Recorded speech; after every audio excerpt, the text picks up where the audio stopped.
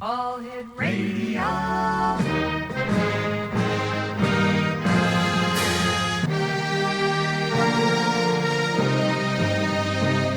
Welcome to the X Zone, a place where fact is fiction and fiction is reality. Now, here's your host, Rob McConnell.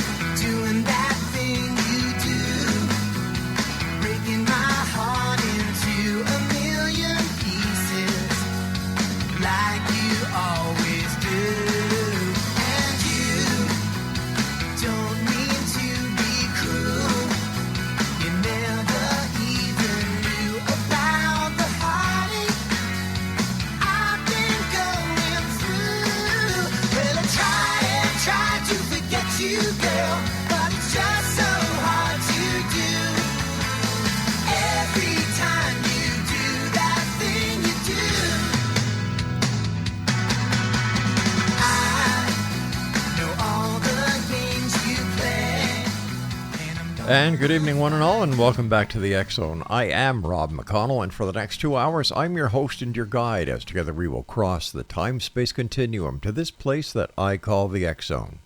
It's a place where people dare to believe and dare to be heard.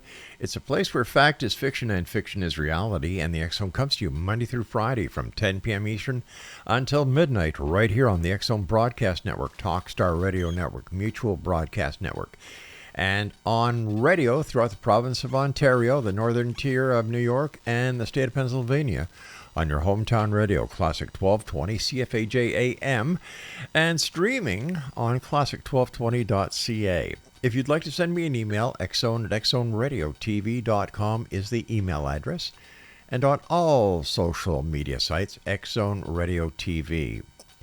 Exonation, our guest tonight is renowned clinical and organizational psychologist Dr. David Gruder.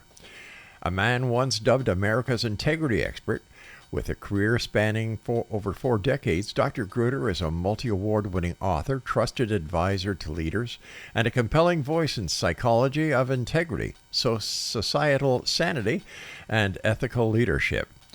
He's with us tonight to discuss the psychological advantages and challenges of our times, how we can reclaim personal and cultural integrity, and what it takes to thrive in an age of division and distortion. Joining me now is Dr. David Gruder. And Dr. Gruder, welcome back to the X Zone. Long time no talk. I know. It's a pleasure to be back with you, Rob. Needless to say, Dr. Gruder, that these are very trying times. We have political unrest. We have geopolitical unrest. We have financial unrest. We have peace that is just chiltering on many fronts throughout the world as peace and or war. What do we do? How can we best face this?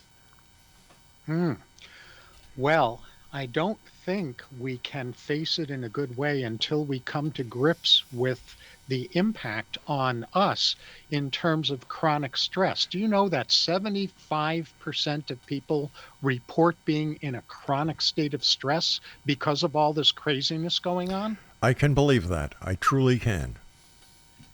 Yeah, and you know, a huge portion of what contributes to that distress is concern for the future and collective anxiety that influences overall public sentiment and mental health. So, you know, to deal with all of this craziness in a useful way, the starting place has to be that we've got to get an upper hand on our own resilience, on our own stress levels.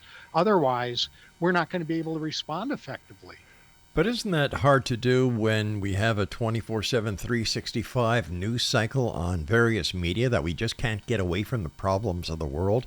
That would give us the time to recoup and to think logically and with cool heads. Well, yeah, that's part of the seduction is the access to 365, 24/7 news or fake news outlets, depending on which outlet somebody is paying attention to. And the self-sovereignty piece is, are we each as individuals willing to recognize when we're overdosing, when we need to take a break, when it's too much? About 15, 20 years ago. No, actually, it was over 20 years ago at this point. I got very, very specific instructions, if you will, intuitively, that I needed to develop a muscle to be able to look on the craziness going on in the world without losing my center. And it really took me a lot of self discipline to be able to do that. And also that awareness of when I need to take a break to recenter myself. Now, in theory, that sounds wonderful, Doctor. And I've known you for a long, long time, and you are one of the most credible people in the world that I've ever had the pleasure of knowing professionally, and someone that I consider to be a very dear and close friend. But when we see those in power that we believe will always act in our best interest, and they lie to us during the voting cycle, and within months of being in power, they change our very world and the very laws and the very standards that we're used to, making enemies from friends, and how do we cope with that? Because don't we put our trust in those that we elect and those that we want to lead us throughout the coming years? Well, this is a great question that you're asking, and I'll start by answering it with an interesting set of statistics from something called the Edelman Trust Barometer.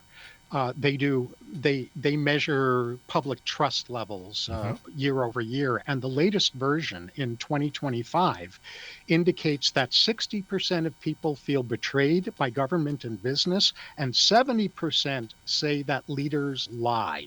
So we've got a massive epidemic of institutional distrust. Right. And what that connects into is a huge shift that's happened in public perception since the mid 20th century. At that time, we had a different attitude about leaders. We had something that in psychology was called and is called the just world hypothesis, meaning people were assuming that leaders were out. By and large, obviously, there were always exceptions, but by and large, leaders were out to serve us and to do what's right and to do well by the public. And there was this sense that there was fairness and justice and all of those things. And we have flipped gradually over the decades since then into the exact opposite mindset, which is, instead of a just world hypothesis, it's an unjust world hypothesis where everyone is out to get us and there is no such thing as fairness and justice. And that mindset is enough to keep somebody in chronic stress all of the time. But our bodies weren't made to sustain this kind of stress all the time. How does the psychology of the actions surrounding us relate to the physiology? Well, that's a really interesting question. So let me unpack in a very simple kind of way the anatomy of stress. When we get into a stressed, agitated state, our body starts manufacturing stress chemicals, cortisol, norepinephrine, adrenaline, and those chemicals go straight to our brain. Now, when those chemicals flood our brain, stress chemicals flood our brain, what the impact is that it causes the thinking part of our brain, our cortex, to shut down and causes the reptile brain in us, the limbic system, the midbrain, the more primitive parts of us to go into overdrive. And when we're in limbic system overdrive, when we're in reptile brain, we're not in responsiveness anymore. We're in reactivity. And in our reactive reptile brain, there's a very small repertoire of ways of reacting. We can fight, we can flee, we can run away, we can freeze like deer in the headlights, we can faint like playing possum, hoping that the threat will pass us by if we play dead for long enough, or we can fawn, meaning that we can try to make nice and give in and adapt to the unacceptable. Those are the only options we have available to us when our brain is flooded with stress chemicals. So how can we adapt, or how can we teach ourselves to cope with this stress, cope with all this negativity, and give us a better understanding of what we should do, either fight or flight? Right. Well, instead of fight, flight, freeze, faint, or fawn, Right. what we get to do is we get to make a fundamental decision, which is a decision about a direction we're going to head in. It's not the kind of direction where we just snap our fingers and it's all done, but the decision to head in the direction of a different kind of what we call in psychology locus of control. Locus of control is who's the boss of us. And so most people have been trained that the world and other people are the boss of us. Well, that's a prescription for chronic stress, because Right. we're not in control of them. And people who haven't been trained to have the external world be the boss of us are trained to have their own inner critic be the boss of us. And our inner critics keep us in anxiety all the time, too, by shaming us and blaming others. So it starts with the choice that says, I am going to learn how to build the muscles of essentially a spiritual locus of control. Spiritual not meaning religious, but meaning a locus of control where my highest self, my most precious values and ethics and beliefs are the boss of how I view the world and how I respond to the world. And then there are skills that have to be developed once we make that choice. But it starts with making the choice that the world is no longer the boss of our internal mood, and our inner critic is no longer going to be allowed to be the boss of our internal mood. Exonation, Dr. David Gruder is our special guest. And David, what is the best website for our listeners to go to find out more about you and the great work that you do? Oh, thank you. Well, the best one is to go to drgruder.com. That's drgruder.com. And Exonation Dr. David Gruder has his own show on the Exxon Broadcast Network. And if you'd like to find out more information about it, right now, stay where you are. But we're going to let you know how to go to Dr. Gruder's radio show, and you can watch past television editions of his show as well.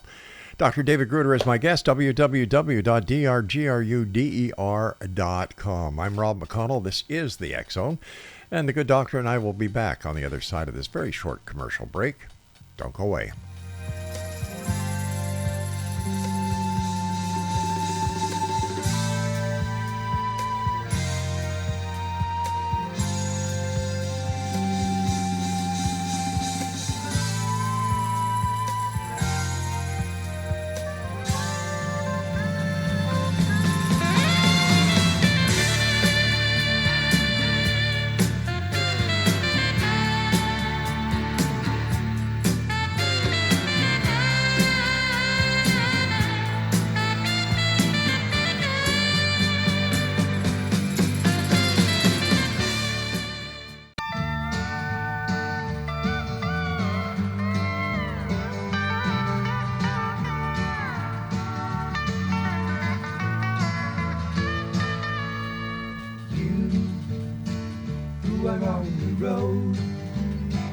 Must have a code that you can live by, and so become yourself, because the past is just a goodbye.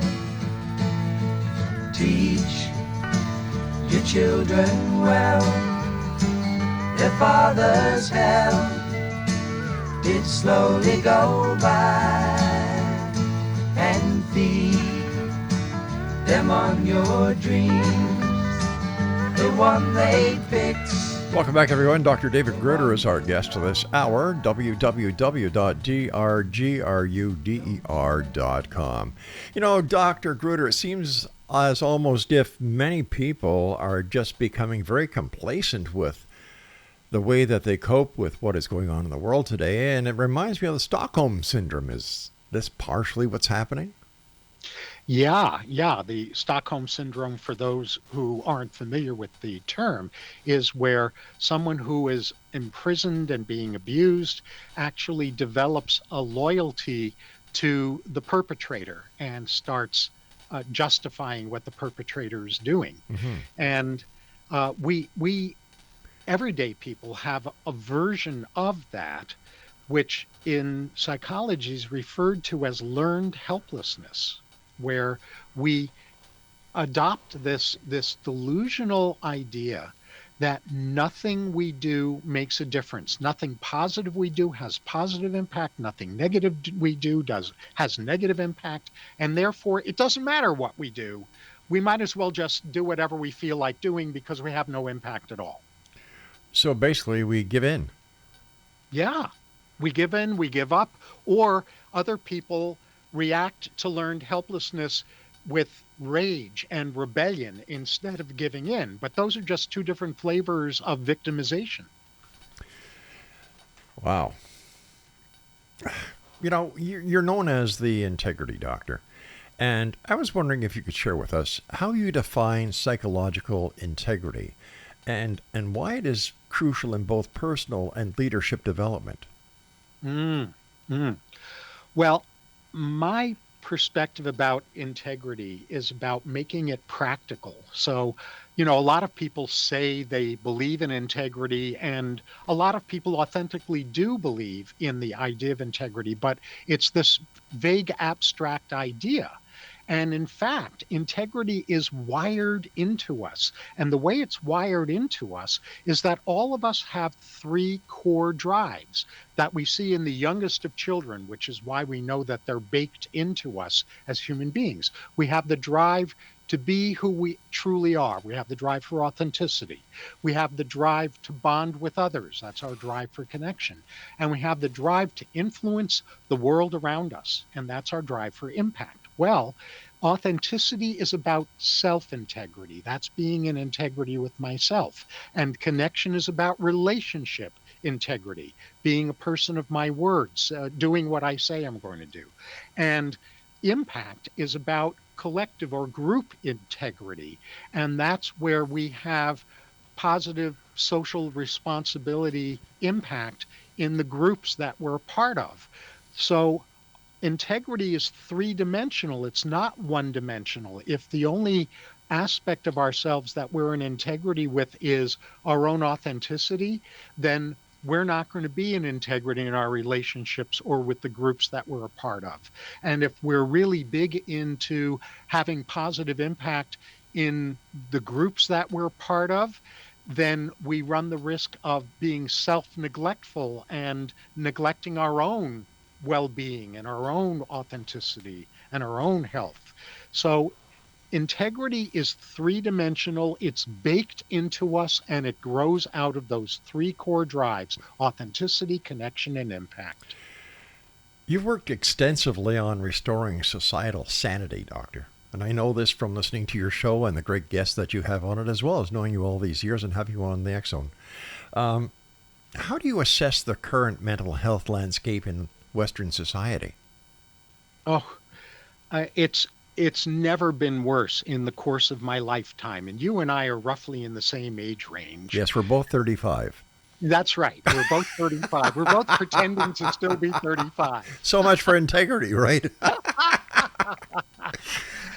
And I haven't seen this level of collective mental health deficit in the entire life of mine. I have never seen it. Yeah. It's crazy.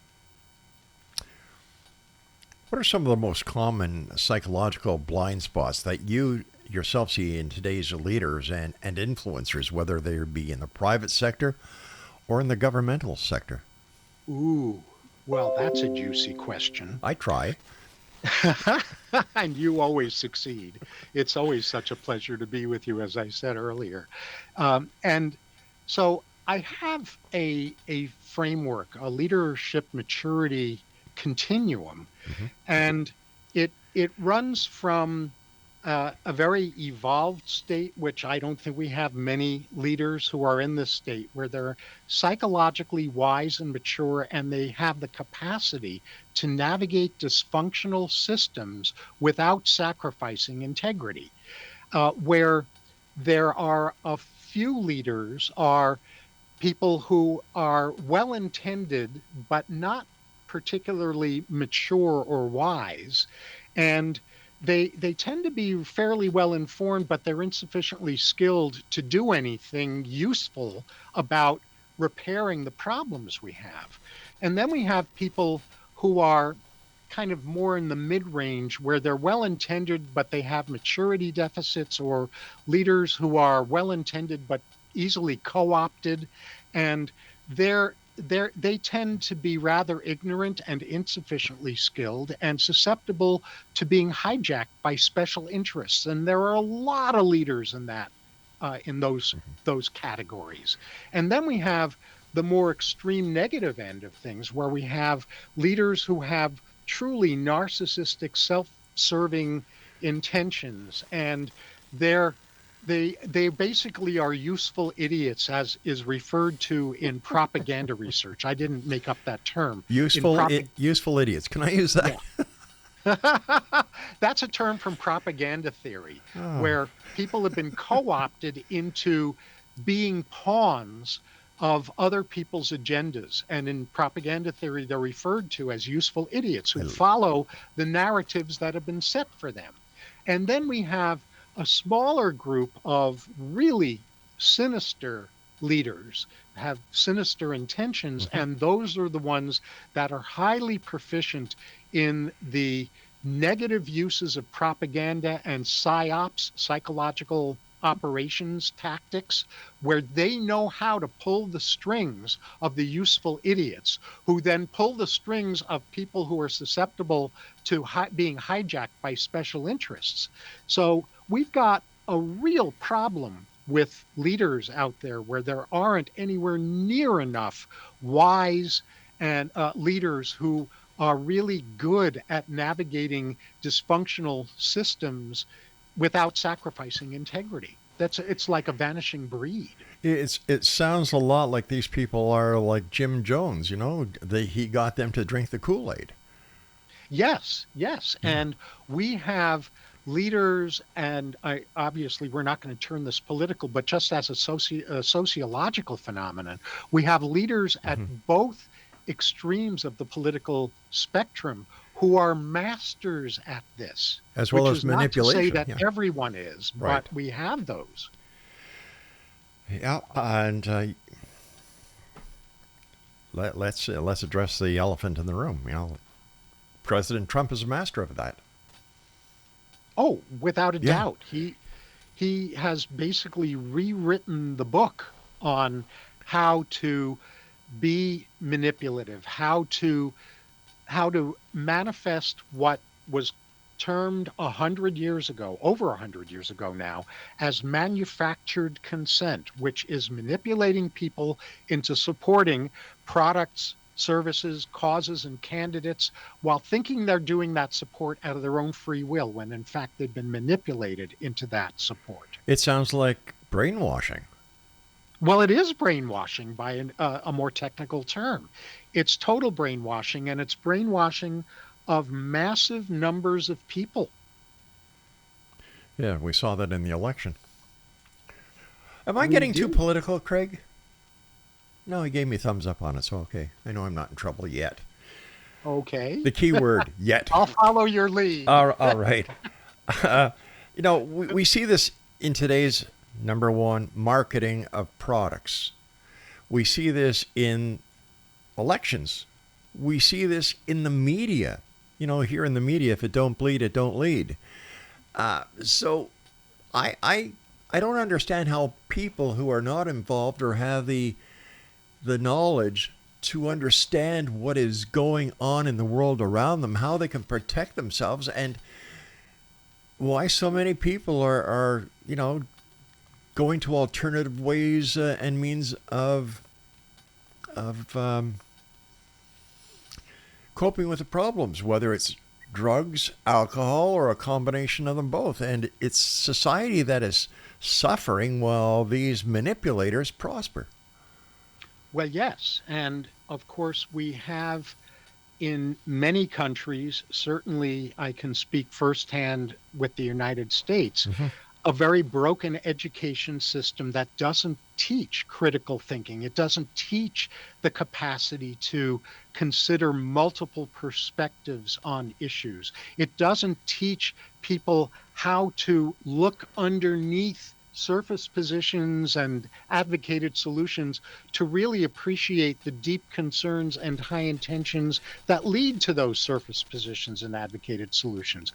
We don't teach people media literacy, how to do fact checking for ourselves. Right. So there are a lot of big problems that we have to overcome. And that's where you come in. It is where I come in. I'm a societal psychotherapist. My client is societies rather than individuals. And that's why I'm glad that you're on tonight, Doctor, because I'm sure there's a lot of people listening who are saying, am I going crazy? What is going on?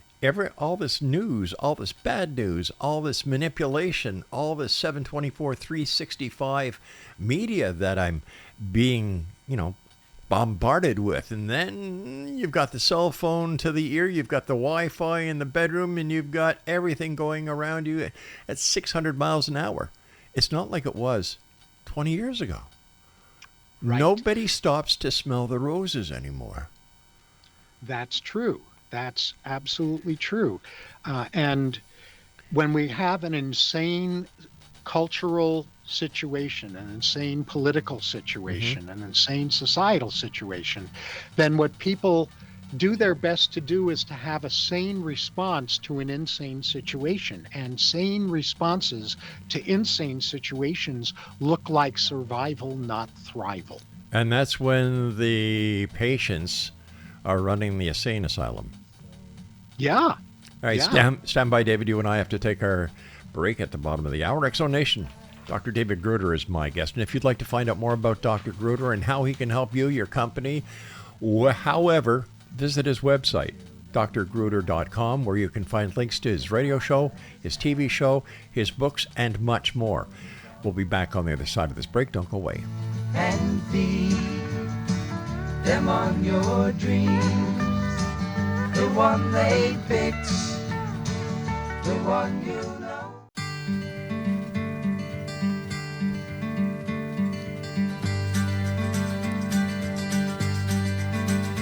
It's so nice to meet an old friend and pass the time of day and talk about the hometown a million miles away. Is the ice still in the river? Are the old folks still the same? And by the way, did she mention my name? Did she mention my name just in passing? And when the morning came, do you remember if she dropped a name or two? Is the home team still on fire? Do they still win all the games? And by the way, did she mention my name? And welcome back, everyone. Dr. David Gruder is my guest of this hour. www.drgruder.com, and that's drgruder.com. David, in your experience, what psychological traits distinguish transformational leaders from transactional ones? Since we're talking about leaders. Transformational versus transcendent? Yes. Yeah. Well, I'll answer that by giving you a framing for this, which is that the evolution of consumer demand has changed from what it had become in the 20 teens, the second half of the 20 teens, which the marketing and advertising industry referred to as the transformation economy, where people were looking for transformational experiences with the products and services they were buying, to now people looking for deeper meaning and higher purpose in how they transform with the products and services they buy. And that deeper meaning and higher purpose is transcendent in the sense that it is beyond an ego sense of self. It's not like we're leaving our own self behind, but we are expanding into a broader sense of self where we are greater than just our seemingly separated self. And leaders haven't yet been trained in how to be transcendent leaders. At most, they're transformational leaders, and most of them aren't that yet either. Scary. How can they Well, lead? How can they lead if they have no idea on how to lead? Well, because the old model that died a long time ago, but they never got the message, was do as I say, not as I am. And that doesn't fly anymore, even though tons of leaders are still leading and living that way. What the public is demanding is leaders who walk the talk, who are embodying the change they want to see first, and then who have the skills to facilitate that positive change in their spheres of influence. Well, leaders aren't being trained in how to do that. They're not being trained to be catalysts or facilitators. They're not being trained to help the groups that they are leading become truly collaborative in a synergized kind of way. They're still operating out of the I'm going to tell you what to do, and you're going to do what I tell you to do, regardless of the fact that what I'm telling you to do, I don't live that way myself, but you're going to do that anyhow. If you don't like it, there's the door, Lucy. Right. If you don't like it, you're not loyal, and therefore you're Exactly. out the door. Yeah, because you pose a threat to them. Well, exactly. Exactly. This is low self-esteem in a very disguised form. How does emotional literacy play a role in ethical leadership then? Well, it plays a huge role, and it plays a role internally and in relationships. Emotional literacy with ourselves, I referred to a little bit earlier about our inner critic, and do we have the upper hand on our inner critic, or is our inner critic the boss of us? Right. If our inner critic is the boss of us, we don't have internal emotional literacy. And in terms of relationships, if we don't know how to read the room, if we don't know how to read social cues, if we don't know how to really understand what another person is going through, if we don't know how to look, as I said earlier, at beneath the surface of positions people take, to draw out of them the deep concerns and high intentions from which those positions grow, we don't have the emotional literacy necessary for the problem solving that's required for us to move forward out of the craziness in today's world into an elevated future. So we need to be more empathetic. We need to be more empathetic, and yet we need to also learn how to be good at challenging people without shaming them. So empathy is nurturance. It's really it's one of two forms of love that gets a lot of attention today, and the other form of love that gets much less attention is challenging. Can you explain the psychological cost of cancel culture and how it affects both public figures and society at large? Well, cancel culture is an outgrowth of what I refer to as paradigm attachment disorder. And what that is I'm right about how wrong everyone else is. So if you don't take the positions that I take, if you don't support the people, the leaders that I support, you have to be eliminated because you're not patriotic, or you're not loyal to the party, or loyal to the business, or loyal to whatever the loyalty framing is. And that kind of cancel culture is the opposite of collaboration. It's the opposite of synergy. It's the opposite of pooling our respective deep concerns and high intentions together and insisting that the solutions we come up with take into account everyone's deep concerns and high intentions rather than just mine, but yours don't count. Exonation, Dr. David Gruder is our guest, www.drgruder.com. So, David, what role do psychologists and mental health professionals have in shaping public policy and as well as social discourse? They have a lousy role.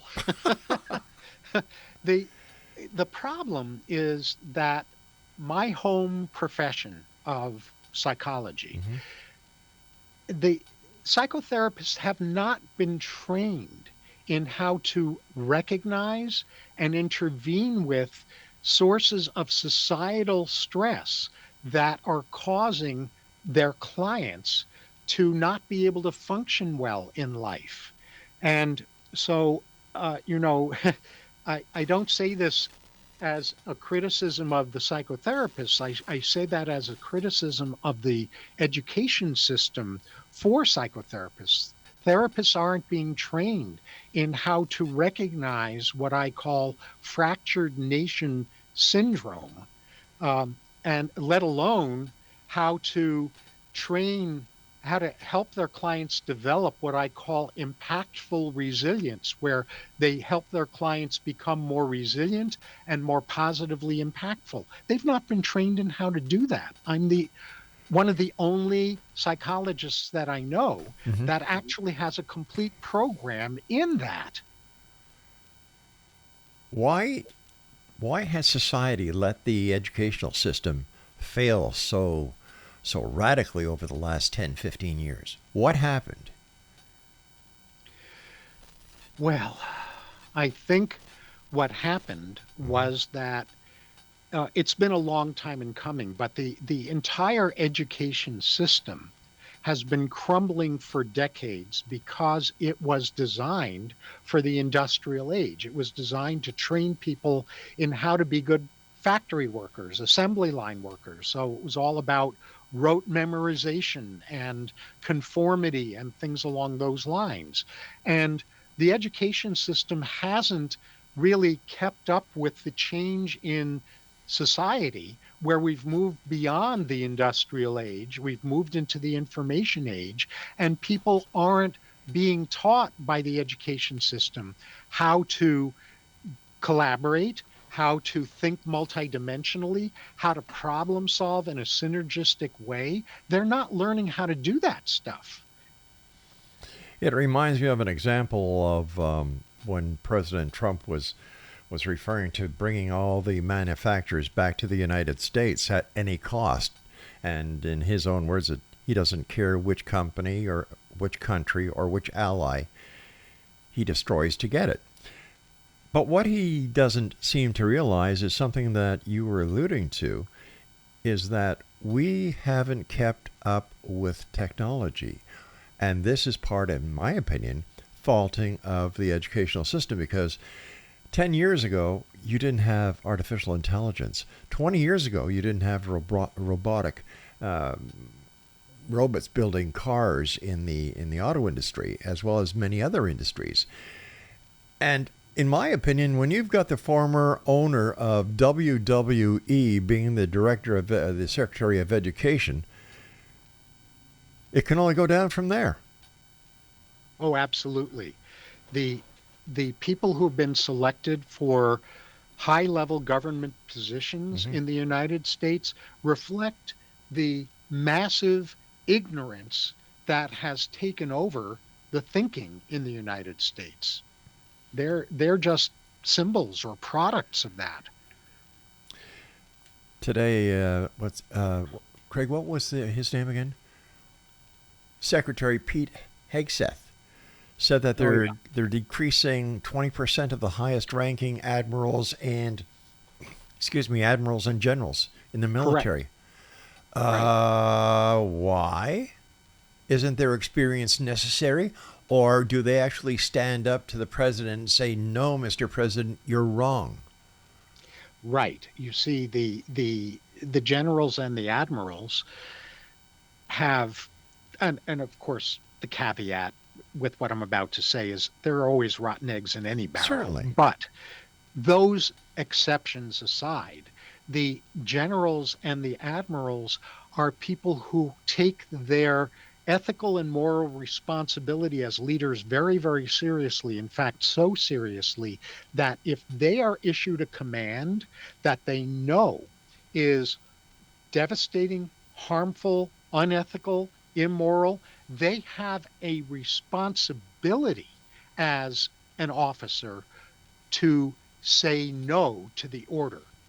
And so when people who are ethical thinkers are being replaced by robots, being replaced by automatons whose definition of loyalty is loyal to a person rather than loyal to the Constitution of the United States in this case, or the Constitution of whatever country it is, that's where everything gets derailed. Stand by, David. You and I have to take our final break. And Exonation, if you'd like to get more information on Dr. David Gruder, visit his website, drgruder.com. And from his website, there is so much information that is available to you. It is priceless. Take time, read, learn. And if you're able to come across a place where Dr. Gruder is speaking, do yourself a great favor. Go. And if you can't go, you can go to drgruder.com, find the radio shows, find his TV shows. It is well worth the time because we have to make a difference. And if you're not part of the solution, you're part of the problem. Let's face this oncoming world with open eyes and an open heart. We'll be back on the other side of this break. Don't go away. Is the landlord still a loser? Do his signs hang in the hall? Are the young girls still as pretty in the city in the fall? Does the laughter on their faces still put the sun to shame?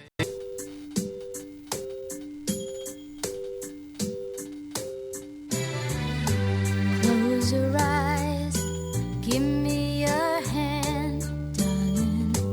Do you feel my heart beating? Do you understand?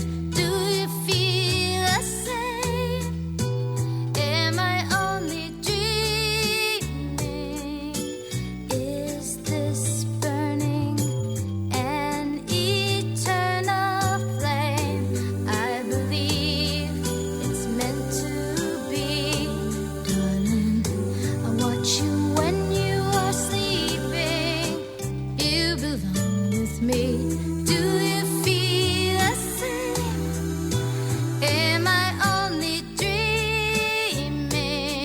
Or is this burning an eternal flame? Say my name. And welcome back, everyone. Dr. David Gruder is our guest, www.drgruder.com. And this is the X Zone with yours truly, Rob McConnell. We're coming to you from our broadcast center and studios of the X Zone Broadcast Network in St. Catharines, Ontario, Canada. And you're also listening to us on the Talkstar Radio Network, Mutual Broadcast Network, and of course, on your radios throughout the province of Ontario, the northern states of Pennsylvania and New York, on your hometown classic 1220 CFAJ AM, right here in St. Catharines, just down the street from us. Peter Bordley's a good friend of mine. He's the general manager, and we used to go out for coffee at least once a week, but we've both been so darn busy with what's going on in the world today to give you, our listeners, the very best that we can. We haven't had a chance to do coffee in a while. So, Peter, I know you listen to the show. We'll have to go out next week and have a coffee. And I hope you and Joyce are always smiling on your way back from Niagara Falls. All righty. Once again, Dr. David Gruder, thanks very much for joining us, David. Always a great pleasure talking to you. But here I've got a media-type question for you, Dave. How has the media contributed to what you call truth decay? And what are some of the ways that we can restore that trust? Oh, my. Well, I think that the majority of the media, and I'm delighted to say that I view you as one of the blessed exceptions to this. The majority of the media have abandoned traditional, conventional, high-level journalism. They've traded in journalism for opinion pieces that are ideologically slanted and are posing as though they're factual reporting. And that doesn't serve the public, because my perspective from a societal psychotherapist point of view is that the intended function of media in a free society is as an adult education mechanism, not an adult propaganda mechanism. What advice would you give to journalists and broadcasters about maintaining psychological objectivity in a polarized world, David? Yeah. Well, the first thing that I would say and do say to journalists is never assume that what you're being told is accurate. Meaning, don't assume that it's not accurate. Make no assumptions. You're getting information from someone who, whoever you're interviewing, Yep. has a vested interest in their point of view, or in their ideology, or in their agenda, or their special interests, or whatever it is. And you don't have to change them, but to assume that what they're saying is, if I can use the terminology legally, that to assume that they're saying the truth, the whole truth, and nothing but the truth would be delusional thinking, and would be an abdication of your responsibility as a reporter, a journalist, a writer, a media person. And to make sure that you vet the things that they claim to be facts, and you seek multiple perspectives related to the issue, so that you can report the full range of perspectives on the issues that you're reporting on. Which leads me to my next question. In your view, how should, let me see, how can I best phrase this? All right, in your view, how should social media platforms handle the psychological impact of disinformation? Well, if I was the boss of social media platforms, Okay, you're Elon Musk. Okay. the first thing that I would get rid of is information bubbles.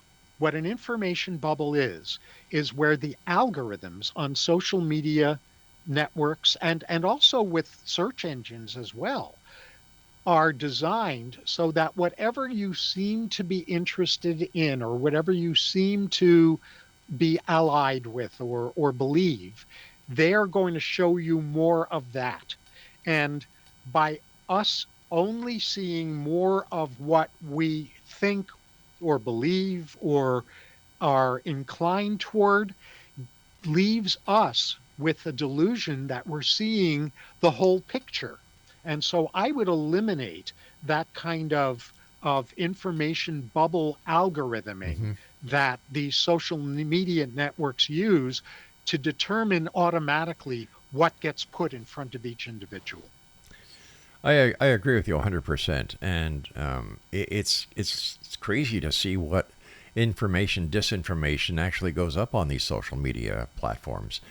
And, you know, I've heard horror stories, David, about young ladies and young gentlemen who have been bullied by people on these social media platforms. And now with the advent of artificial intelligence, I believe that it's going to get a lot worse before it gets better.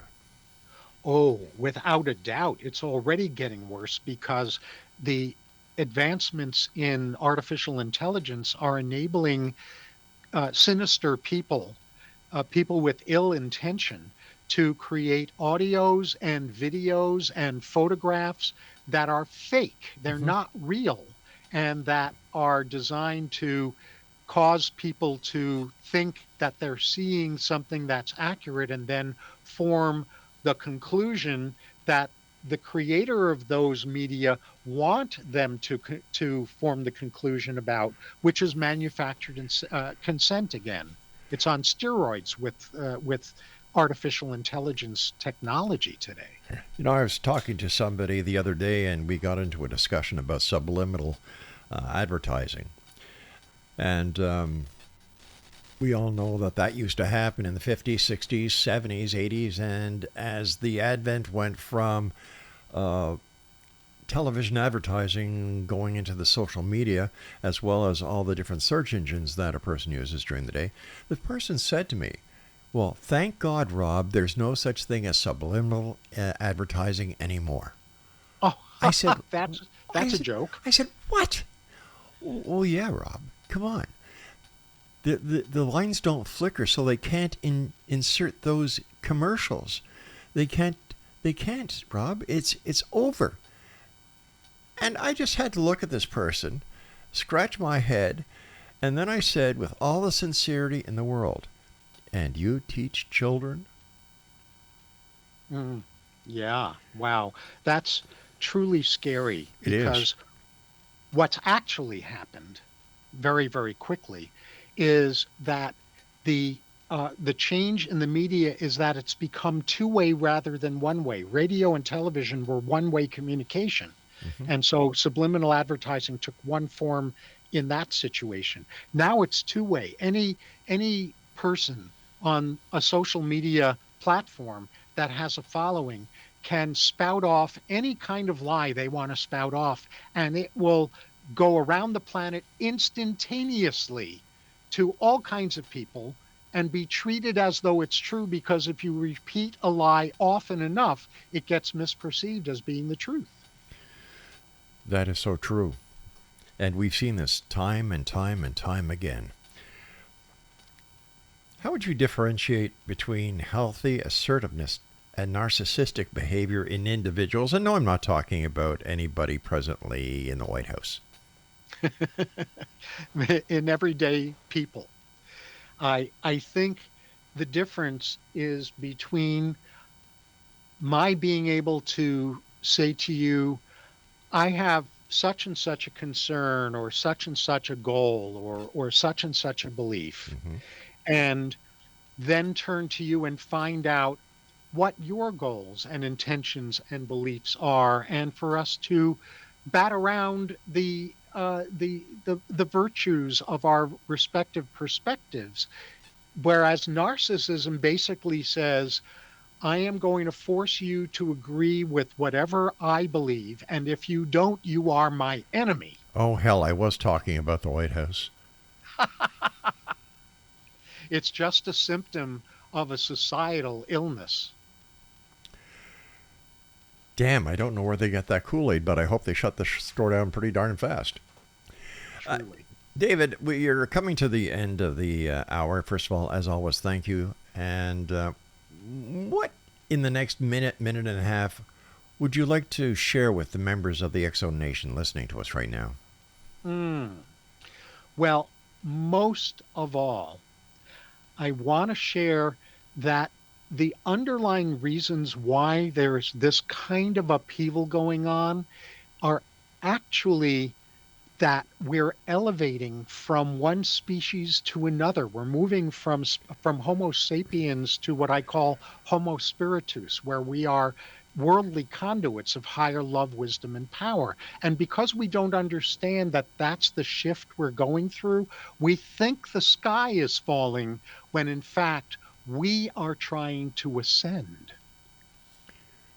But we're trying to ascend when we don't know what is going on, and it's very confusing because nobody's telling us what you're sharing with the world. And that's why I'm sharing it with the world, because the time has come for people to really understand what's going on and how to equip themselves to step up into higher levels of consciousness so that we can solve the craziness that's going on today. You know, we're going to have you back on so that we can continue this and we can further explain to our listeners how we're going to be evolving, what we can do, what we can look for, and so much more.